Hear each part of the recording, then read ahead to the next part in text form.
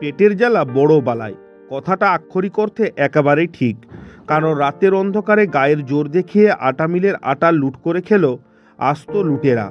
আর দাঁড়িয়ে দাঁড়িয়ে দেখলো আটা মিলের কর্তৃপক্ষ থেকে শুরু করে কর্মচারী সকলেই।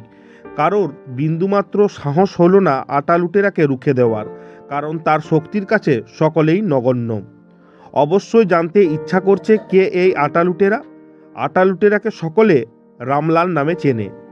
রামলাল হলো জঙ্গলমহলের জনপ্রিয় দলছুট একটি দাঁতাল হাতি। শান্ত স্বভাবের, ধীর গতিতে হাঁটাচলা করে এই রামলাল।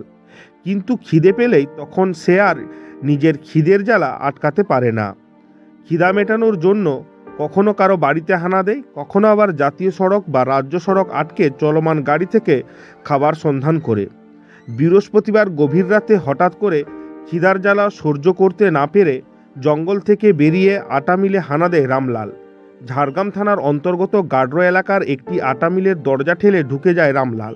ভেতরে তখন আটা বোঝাই হচ্ছিল লরিতে। রামলালকে দেখে নিজের প্রাণ বাঁচাতে পালিয়ে যায় গাড়ির চালক ও খালাসি। আর এই ফাঁকে আটা বস্তা নামিয়ে দেদার আটা খায় রামলাল।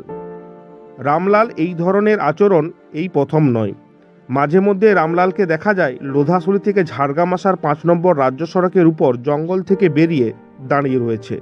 চলমান গাড়িতে সুর লাগিয়ে খাবারের সন্ধান করতে থাকে রামলাল। যতক্ষণ না পর্যন্ত সে খাবার পাচ্ছে ততক্ষণ পর্যন্ত এই কাণ্ড চালাতে থাকে। কিন্তু রামলাল কখনো মানুষের উপর সাধারণত আক্রমণ করে না।